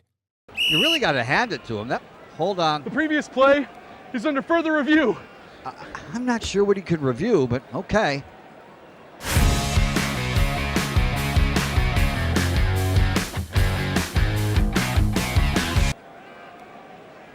Sure has been a while. Dine in at Hurricane Grill and Wings for the football season. Well, there he is. Oh, what is that? Hey everyone, Olivia Tasley here from Action Sports Jacks to tell you all the different ways you can watch our new 24/7 network. 3 easy steps. You don't even need a pen and paper to write it down. Step number 1, download the app. Search Action News Jacks in your app store, either on your phone or your smart TV. Then, once you're on the app, click on that little drop-down menu in the upper left-hand corner with the 3 little lines. That'll show you these options, and boom, right here, click Action Sports Jacks 24/7, and you will be brought to our continuous stream channel.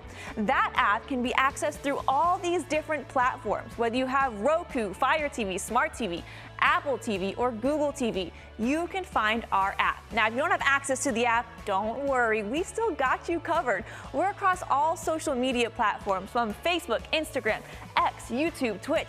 We have a podcast channel. Plus, check out our short reels on our TikTok. Action Sports Jacks 24/7. It's on all the time and everywhere. Summertime means sizzling sales at Nimnick Buick GMC. The #1 Buick GMC dealer in Jacksonville has lots of inventory to choose from with their best price guarantee. Nimnick never charges above MSRP. You can save up to $10,000 off select new GMC Sierras or get rates as low as 1.9%. You know, I'm a truck guy. GMC Sierra, my trim level is an SLT. This one's an Elevation. Pretty good looking color as well. So here at Nimnick Buick GMC, you have a lot to pick from.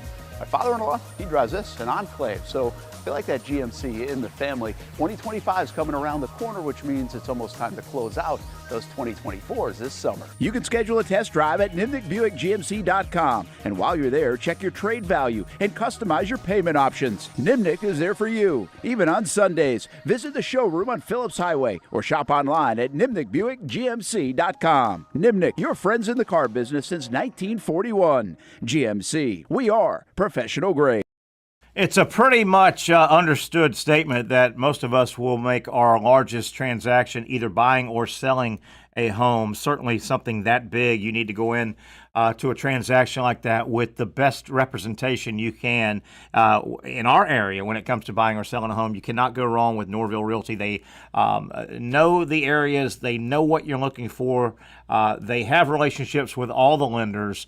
And you don't want to make a mistake on this size of a purchase. It could be life-changing for the bad when it comes to your finances. Make sure you go in with the best in the business. Norvelle Realty, I've known Lee Norvelle and his operation for a long time. They've been doing it in our area since 1986. Contact Norvelle Realty. If you are in the market to buy or sell, or think you're about to get in the market to buy or sell a home in our area, go with the best, Norvelle Realty. They can be reached at 904-388-4400, 904-388-4400, Norvelle Realty. We've got Brent Beaird. Pat, I think, had to take off. Brent, you mentioned you wanted to get to, I know what you want to talk about, a very awkward exchange over the weekend with regard to the NFL draft. Mel Kiper kind of lost his cool. I think we've all been there before. He got in front of his skis a little bit, let his emotions take over about Shedeur Sanders, a discussion. I guess the 3 particulars were Mel Kiper, Louis Riddick, and Reese Davis, who I thought were much more subdued and controlled, but that was an awkward, tough watch, that little exchange. Pick it up from there and give us your thoughts on what we watched. Kiper really needs to get this in perspective, Terry, because, I mean, look, Mel really started the interest in the draft. Sure did. I mean, you could give him credit because he was kind of the foundation for television with that. Okay. And look, he needs to relax in what's going on. Terry, I'm curious what you thought about this too. There are a couple of things happened there. Number one is Mel still wants to be relevant. I agree. And they're bringing in all these analytic guys who've got all these numbers. Mel still does it the old-fashioned way. I mean, I'm being facetious, but you get it. I mean, he may be doing it on an abacus or a calculator. And I know what you're saying there. I know you're. But the reality is, what that was telling me was and I'm curious if you picked up on this too. I bet you did. He was screaming, look, I kind of got this going. I know what I'm talking about, and I'm still the relevant guy here, but he couldn't relax in any of that. Terry, that wouldn't have healed to die on, was it? No. With Sonora Sanders, I mean, he was, Terry, literally, I mean, he got madder and madder and madder as the days went on. I think what happened there was, he just simply got out of control because he wanted that to happen so bad, and it never did. But look, Terry, you can't, and Pat, you can't bite the hand that feeds you. Being the NFL, I mean, what he was saying was, look, I know more about these quarterbacks than these. Than the war room in these NFL teams. And that was a terrible thing for him to say. Pat, did you see that exchange that was awkward between Mel Kiper, Louis Riddick? Yeah. What were your thoughts? It was hard to watch, wasn't it? It was hard to watch. Yeah, it was a little cringy. Yeah, it was. I don't know what was up with that. And I'm not even a person that says cringy, but it was. Yeah, I think Reese, our buddy Reese Davis, he answered very well. And I thought Louis Riddick was really cool too. I thought Davis and Riddick really kept their cool and kept it conversational. And you know, I think we've all I've lost it on air. I mean, I don't disagree with him saying that NFL teams get it wrong when it comes to quarterback, but like everyone, no one's batting 1,000. Yeah, there's no it's part of what just comes. Like he just say I think they're wrong about this guy, and he's going to prove it. Yeah, that's all I got to say. Well said, Patrick. You know? I don't know if you heard Brent's dissertation. I don't want to speak for Brent, but I think Brent also. Brent, I think you hit something very astute. Mel was kind of the godfather of this. I mean, Mel Kiper, people pick at him. I've always respected him. It's fun to pick. I've always enjoyed him. It's fun to pick at his hair and blah blah blah over the years. But I mean, to me, over the years I've followed it, he knows as much as anybody. But Brent said it, Pat, real well. I thought a moment ago. Mel knows he's on the backside of his career in this industry, the draft industry. He's the godfather. And he sees the 28-year-old, the 32-year-old, the 40-year-old up-and-comer guys that are starting to get the call more and more. And I think he looked out the window and saw the pasture and said, "Damn it, I still got a fastball, and I'm going to show it." And his choice, like Patrick said, his choice. Man, he basically, you can't call out the entire NFL and say, I know the quarterback position better than the NFL does. That was a tough statement. No, and I'm going to use a Patrick Young inspirational quote here. What Mel did was Mel forgot who he was. Mel forgot his identity. Yeah. And he forgot what took him as far as he did in his life. And he just got, these folks, if he had not said this, and I understand if he wanted to make a strong statement about, look, this is kind of my guy. I told you about him in the beginning. Yeah. I still think, but he kind of forgot he forgot his identity and got it mixed up at that point. The thing that Reese did that I thought was really smart, and Terry alluded to this, Reese turned the intensity down from a 4 to about a 2. Yeah. And what he did was Reese came out and said, look, it's over now. They can't draft him in the top number 1 round here. Yeah. It's up to him. It's up to Sanders. The ball's in his court. Yeah. And he is the one who's got to get it done at this point. So that's all we're going to look at. I thought that was a master class in diffusing the situation. And I thought Lewis Riddick stayed cool too. I He thought, did. Lewis did. is an old player, and he's still young enough. He's still in shape. It would have been easy for him to pounce. And I thought Lewis Riddick was very conversational still. He was forceful, but I thought Reese Davis and Riddick, their approach to the disagreement made Mel look worse, because every time they cut back to Mel, you could see more veins and more bulging eyes. Mel probably would have been really, and I get it, the heat of the moment, but it could have been later in the broadcast. I don't remember if that was Friday or Saturday. I think it was Saturday.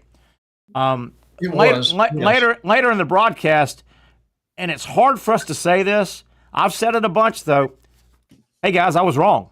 I might have been wrong. Yeah. Hey, Terry, I want to ask Pat. Pat. Yeah. You saw it. You've heard what we've said a few minutes ago. What would you? I'm curious. With your insight, what would you say? What would you tell Mel Kiper if he was sitting in front of you right now?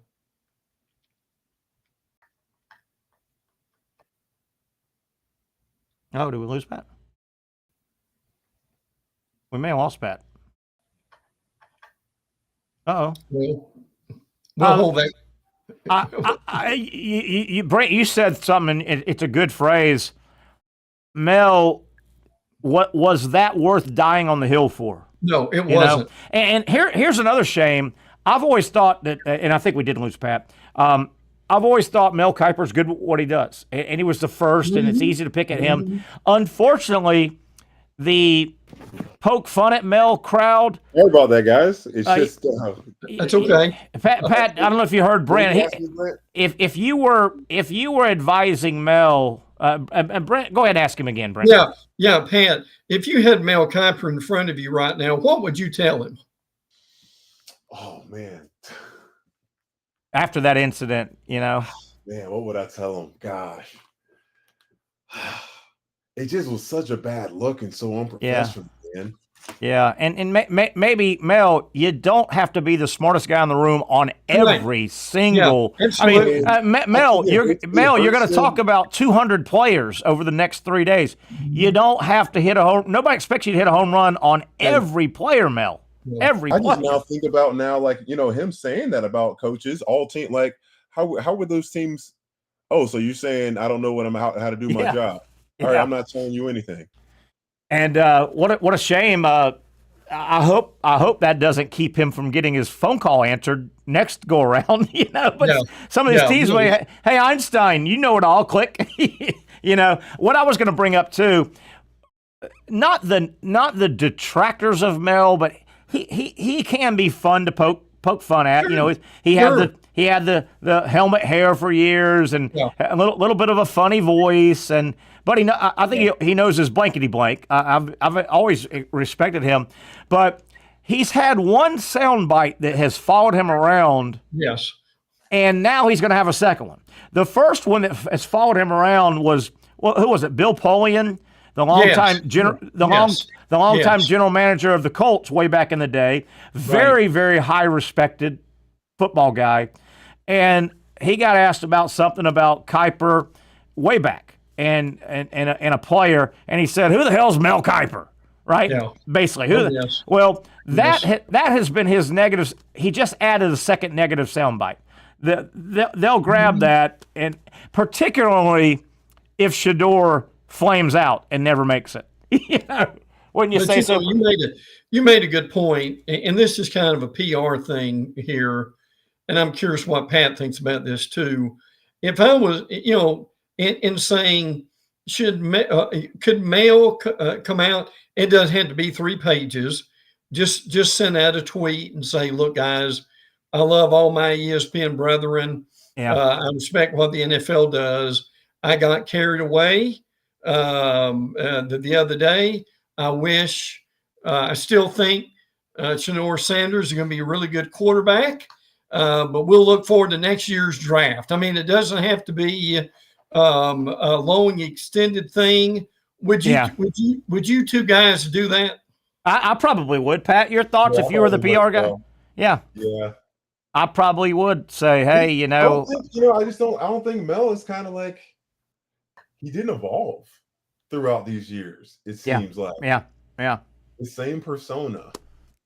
Hey, guys, I want to get to a quick headline that I just saw on ESPN. I think it's interesting, and it will be a massive talking point probably. It's from the world of Major League Baseball. Headline, MLB to rule on request to end Pete Rose ban after Trump meeting. Real quick, this is off the ESPN page. Baseball Commissioner Rob Manfred said he discussed Pete Rose with President Donald Trump at a meeting 2 weeks ago. And he said he plans to rule on a request to end the sport's permanent ban of the career hits leader who died in September. Speaking Monday at a meeting at the Associated Press Sports Editors, Manfred said he and Trump discussed several issues, including concerns over how immigration policies, blah, blah, blah, blah, blah. So real world stuff. But, boy, if that will be a passionate, no matter what side you're on, the Pete Rose lifetime ban, baseball, all-time hit leader, that will be obviously, I think Manfred now in a couple weeks has to come out and say something. Either we're putting him in or we're upholding it. That's going to be a lightning rod talking point, don't you guys think? Yeah, without a doubt. Listen, I've always thought they ought to put him in. I think what you do on the field is the number one thing. I think enough time has passed. He is, when he was alive, he served his term during that point. And what Major League Baseball could come out and say is, we are not in favor of betting on your own team, but this has served notice. He deserves to be in the Hall because of what he did. That's I don't know if they'll come up with that, and they would think about even doing that. But Pat, do you have any feelings on that? Not really. Yeah, I do, and I lean toward Brent, and I don't know if this is a good analogy, but I don't feel like I know enough to say he should or shouldn't. Like I don't think Barry Bonds should have the home run record. I've always been pretty true to what I believe. Obviously, my thought is kind of what Brent said. I'm putting him in the Hall of Fame with his on-field stuff. Yes. Most people that I've talked to on or off air, just chit-chatting with buddies or out in public, that are totally against Pete Rose, they, I think, get caught up on the lifetime ban. Lifetime means lifetime. I caution people that say that because here's my analogy. We pardon at times, if we think it's right, hardened criminals. Yeah. Right? I mean, hardened criminals get pardoned and they get knocked down and they get retried and a lifetime in prison may get knocked down to 40. Right? We pardon hardened criminals. This is baseball, guys. I mean, really it's not like so. That's kind of my stance, but that's going to be a hell of a talking point. Have you guys? Did you guys? I thought there were a couple weird because he really cheated his way into hitting all those balls. 4,200 and whatever. Man, what a scheme! Yeah, definitely. I thought some interesting stuff over the weekend in Major League Baseball. Did you see? It was way back Friday night. The Pirates aren't very good, but my man Paul Skeens, they were in Los Angeles. He stuck it up the Dodgers. You know what? Hey, Friday night the Pirates got 6 1/3 innings, 5 hits, 9 strikeouts, no earned runs in a shutout Pirate win, and he didn't walk anybody. That's the only way the Pirates can win. I feel for my man. It is. I feel for my man. And did you see the Braves game? The Braves beat the Diamondbacks on Saturday, even though the Diamondbacks had one player hit 4 home runs. How does that happen? Oh, yeah. They had a 4 home run player, only the 19th time ever, and the Braves somehow won the damn game. 8-7, by the way. Yeah. Terry, didn't Bob Horner hit 4 in one game too? He's one of the guys. It's happened 19 times. Lost. Bob, hey, Patrick, imagine after the game, obviously these young guys, a lot of them aren't married. They probably go out to have a steak dinner. How does that guy Suarez, his name was, for the Diamondbacks, how is his night? He wants to go out and buy everybody around. I hit 4 home runs, yeah. But they lost. They lost, so you don't want to look like that guy, you know. But, hey, did you hear? You got to worry about that as much in the pros as you have, like if that was happening in college or high school. But, you know, those MLB guys, they make their mind up. They're going to do whatever they want. Yeah. But, you know, you don't want to be in New York doing all that. You know, you can't do that. Can't do it out there. No doubt. But, man, Brent, you want to go out that night, and even if you run into some fans or you run into a couple of players, go out with you, and you want to stand up and go, drinks on me. I hit 4 home runs, but you lost the game. Now, Terry, remind me, Reggie Jackson, was that 3 or 4 that he hit in that playoff game? It was ungodly. If I remember right, Jackson, Yankees, Dodgers, Yankee Stadium. Jackson hit in a World Series game three consecutive home runs on 3 straight pitches. Yeah. Did he hit 4 in the whole game, or was it? I don't think 4. He went 3 on 3 consecutive pitches. Yeah, the second, the fifth, and the 7th inning. Yeah. Hey, have y'all seen the videotape on Lagway throwing today? No, talk about it. I heard it just came out. DJ Lagway, yeah. Yeah, DJ Lagway is. Now, look, he's not throwing fastballs here, but he is in what looks like the indoor practice facility. Okay, I see it now, Yeah. You see it, Pat? Yeah. Now, he's not putting a lot of zip on the ball, but he is. One throw. Man, they give us more than one throw. God. Yeah. So there's not a whole lot of sample size here. But, I mean, he throws, what is it, Pat? 25-yard pass, maybe? Something about like 20-yard pass, maybe. Yeah. I hope all that goes under the bridge, water under the bridge. Really? But I don't think Florida handled that real well. No. I don't think. I mean, we are in such a time now. Any sport above high school is such a mega big business. Really is. There's no more of this. You can't. They're just college play. You got to let college football, the University of Florida fan base, know what's going on with your star player.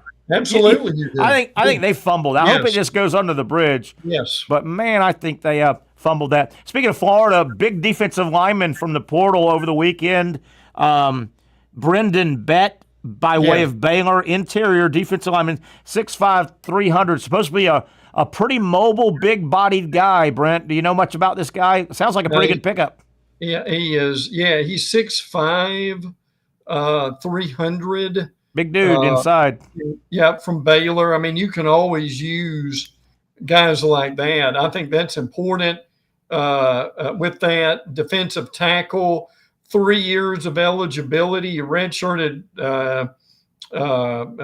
is already 10 games, 1 start, 9 tackles. So he's very inexperienced, but if you're 6'5", 300, they can use you somewhere. Good start. And guys, you probably remember, Pat, you remember Caleb Banks, the big guy, number 88 for Florida, big guy in the middle. His last 5, and he came back. He was contemplating the NFL. He came back. He's back at Florida. Caleb Banks. I don't remember. 88. His last 5 games, the proverbial light came on. He was a terror on the interior of the defensive line at Florida. They've got a lot of outside guys, but this kid next to him might be a nice gap to plug in, 6'5", 300. But Banks, Brent, you remember him, 88? He came on at the end of the year like gangbusters. Oh, he sure did. And listen, I'm going to ask Pat this before I forget it.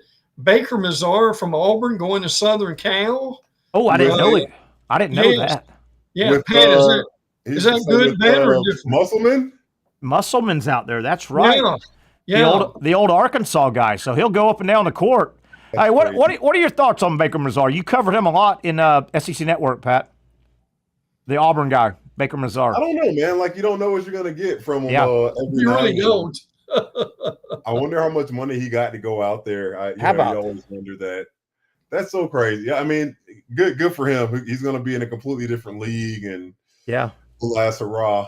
And Musselman is what got Calipari to Arkansas, right? Musselman left, and he started turning Arkansas around. Mm-hmm. And he takes the Andy Edenfield. Remember him? He was the USC guy, and he left. I think he went to SMU. And then that opened up Arkansas for Calipari. But Baker Mazar, hell of an athlete, but you got to keep him reined in. Look, I was about to say that with that wild streak in him, is LA where he needs to be? Yes. Ay. I still marvel, and we only got a minute left, guys. We'll get out of here. I still marvel at Andy Edenfield. He parlayed Florida Gulf Coast into. Yes. I bet you he was at USC 10 years. He and his wife they booked it out to Los Angeles, baby, for 10 damn years. Made a lot of money. Yeah, sure did. Made a lot of money. And then he came back. Now he's getting some of that oil money in SMU. A lot less pressure, probably, basketball at SMU. Probably. All right, gentlemen, super job as always. Appreciate your help. Brent, good stuff as always. And, of course, Mr. Patrick Young, a good Monday to kick off the week. We'll get back together tomorrow for the next edition of the Young and Norvelle Show right here on Action Sports Jacks. Please join us tomorrow, 4 to 6. I know for a fact we're going to talk some more baseball. We'll have probably Trenton Torsia, our buddy baseball guy, maybe looking at some high school baseball in our area as the playoffs are underway. And we're scheduled to visit with our buddy from Sports Illustrated, Kate Kistner, talking some heavy-duty baseball as MLB is coming up on the quarter pole. They're getting close to 40 games. What do we know? What are we still trying to figure out in Major League Baseball? That and a whole lot more come up on the Tuesday edition of the Young and Norvelle Show.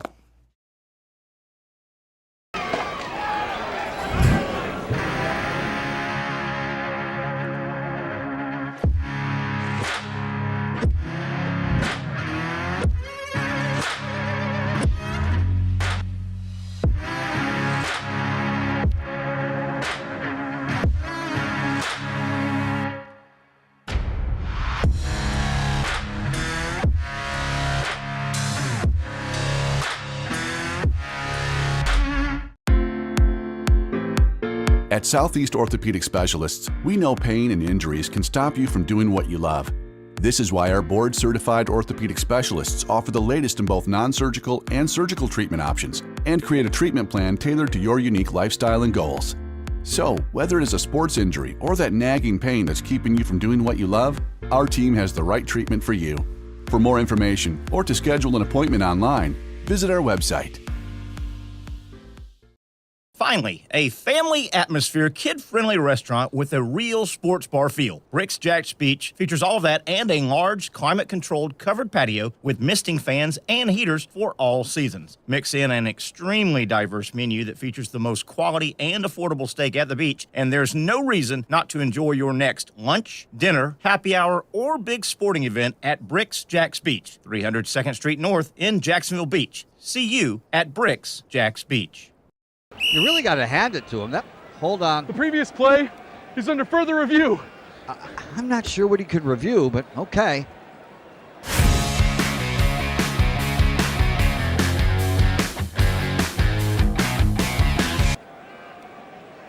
Sure has been a while. Dine in at Hurricane Grill and Wings for the football season. Well, there he is. Oh, what is that? The Action Sports Jacks 24/7 network is streaming. I'm Stuart Weber, and I'm here to teach you a nice three-step process on how you can watch all your favorite programming from the Brent and Austin Show every weekday 10 a.m. to 1 p.m. or the Cup Date with me. It's fantastic. We talk NASCAR. It's a great time. Wednesdays at 1 o'clock. All right, first step, easy. Download the Action News Jacks app. You probably already have it downloaded on your phone, so you might already have that one taken care of. Step 2, see that stack of pancakes up there? You click that stack of pancakes, and it's going to bring down step number 3, which is a full screen of all the different streams that you can click on, including the Action Sports Jacks 24/7 stream. You click that, the video's rocking and rolling on your mobile device. You're watching all the shows you want to, and you're having a good time. You can also do it on your smart TV with the Action News Jacks Now app. I do it on my Samsung TV at home. It's a great way to watch it on a nice, large screen for all the content. That's the Action Sports Jacks 24/7 network. Hope you can find it. You trust CGC to make your water great, and now you can trust CGC with your plumbing needs as well. Fast, convenient scheduling, licensed and insured. A quick call away at 904-552-1242. You never know when you're going to have an issue with a shower, toilet, or maybe it's a sink that sometimes is easy to fix. All right, let's be honest. I'm not fixing anything. I'm totally staging this because when I have a plumbing problem, I call CGC Water Treatment and Plumbing. Trained professionals, transparent pricing, customer satisfaction. Small problem or even a bigger issue. Maybe you need a new tankless water heater or something a bit more intricate. The experts with 25 years of experience at CGC Water Treatment and Plumbing can do it all. Call 904-552-1242 or visit cgcwater.com. That's 904-552-1242 or cgcwater.com. CGC Water Treatment and Plumbing, an authorized independent Connecticut dealer. Florida license number CFC 143-2.